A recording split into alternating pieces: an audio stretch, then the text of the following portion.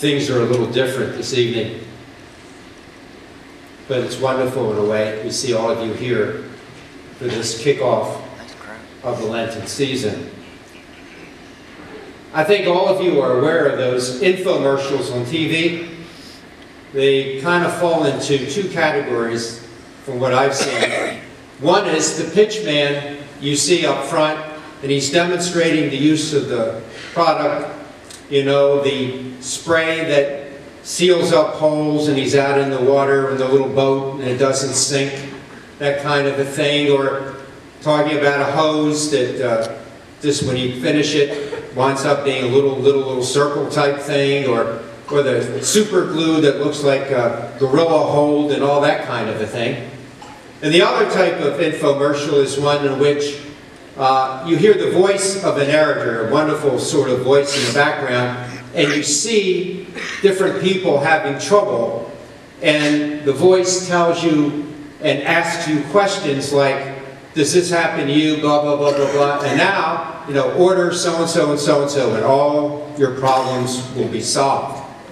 So what I thought to start off my little homily for tonight is, I wrote an infomercial for Lent. Okay, Maestro? Now, the only trouble is we probably need Deacon Wayne or something to read it. So I'm going to try to do the best I can with a voice from the background.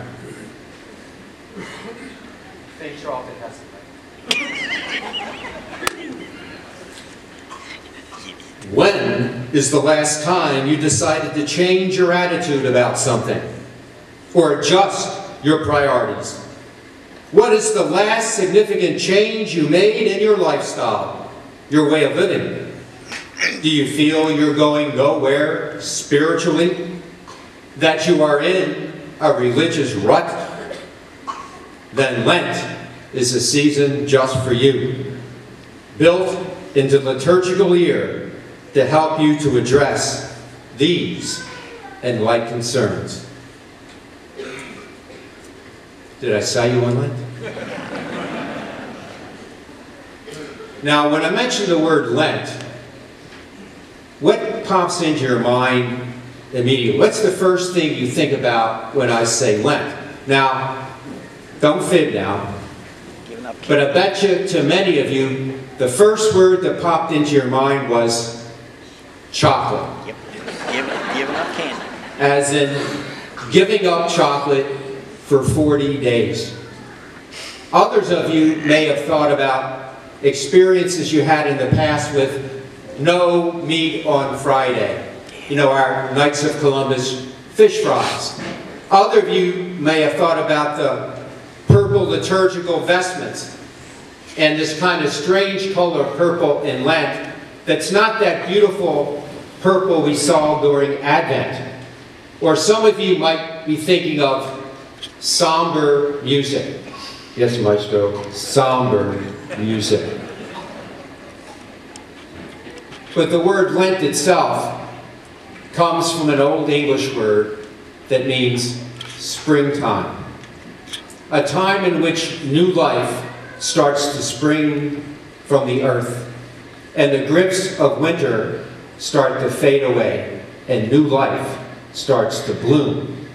Now, obviously, we haven't come to the end of Lent because we have a lot of ice and snow and cold weather apparently to work our way through. So Lent is meant to be a spiritual springtime for you and me. You see, it's a sacred season. It's a blessed season that the church gives to us, where the church wants us to take a hard look at ourselves in the mirror. Now, when I think of that, I think of Once Upon a Time and the wicked queen looking in the mirror saying, "Mirror, mirror on the wall, who is the fairest one of all?" And the answer comes back, not what she thinks. It's not her. It's Snow White. It's somebody else. And you know what? If you and I have the courage to look in that mirror, we're probably going to find something in that mirror that disturbs us. You see, we all have something that needs fixing, something that needs remodeling. You see, Lent is a season in which we're supposed to look inward at ourselves, to have a conversion of mind and heart that goes beyond the 40 days of Lent, that changes us in some way. And it has to do with our relationships. It all has to do with our relationship. What is our relationship to God? Is it what it should be? What is our relationship to one another? Is it what it should be? And therefore, our Lenten practices are all things that should help us address those issues. That's the reason why in that first reading, we hear from the prophet Joel, who says, "Rend your hearts and not your garments." You see, people in Joel's time and in Jesus' time, when they were fasting, when they were doing penance, when they were mourning, would tear their clothes in public. That's what rend means, the tear. And they would throw dirt on themselves. And they would mess up their hair. You and I don't have to worry about that much, though. Because they were looking for attention from the outside, that people would feel empathetic and sympathetic towards them. Jesus in today's gospel says, when you do penance, don't do that.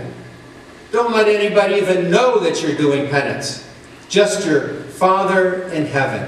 So Joel was telling those people, all those things you do on the outside to show that you're doing penance, you need to do that on the inside. You need to change yourself on the inside. You need to have conversion, change your mind and heart. Perhaps you have a wound that needs healing. Perhaps you have doubts. Your faith is being questioned. Perhaps you think that your spiritual life is somehow okay, but it's stuck in neutral. And I got to get it into overdrive. That's what we need to do in Lent. To take a look at those things. Because Lent is less a season about pain and punishment as it is about healing. It's all about healing. So how do we get started? Well, maybe we spend more time and better time in prayer. Maybe we start to fast more. Not so that we hunger for food, but we hunger more for God. Perhaps we become more attentive to the needs of other people. These are the ways that we can go about bringing conversion and real change of heart and change of actions in our lives. It's the way that we can die to ourselves and fulfill the gospel message. It's the way that we can die to ourselves and celebrate the Paschal mystery. Prayer, fasting, almsgiving, which are the penitential practices, the traditional penitential practices of Lent. And almsgiving is not just giving money, but it's being attentive to others and doing works of charity for others. So you see, good Lenten practices are things that go beyond the Lenten season. That stereotype of giving up chocolate for Lent, that's okay. But if Lent ends, what do we do on Easter Sunday? We get out 2 Easter bunnies from Dinstall and eat them. We've undone everything that we tried to do by making sacrifices. See, sometimes even if we make sacrifices, sometimes even if we do devotions like Stations of the Cross, it doesn't change us on the inside. It doesn't make us different. It doesn't change our attitudes and our actions.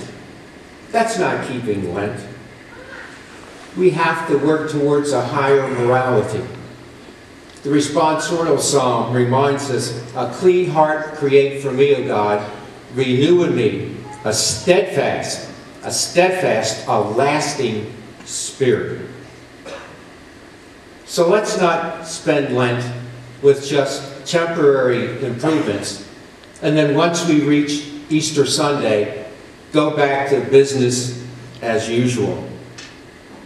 Let's do those things this Lent that will change us, even after the 40 days of Lent are over, even after we celebrate the Easter Sunday resurrection.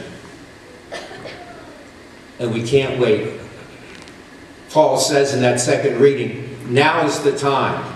You got to do it, and you got to do it now, because today is the day of salvation. So if you're willing to undertake experiencing Christ's death and resurrection, I'm going to call you forward and put ashes that are blessed on your foreheads as a symbol of the change you want to make in your heart. You want your heart to become ashes. Because guess what? As soon as you take a shower tonight, those ashes on your forehead are gone. What you need is to turn your heart into ashes. From ashes to Easter. Now, I'm going to bless these ashes. And 4 of us will be putting them on your foreheads and reminding us that we're dust. And unto dust, one day, we shall return. Our Lenten journey is now beginning.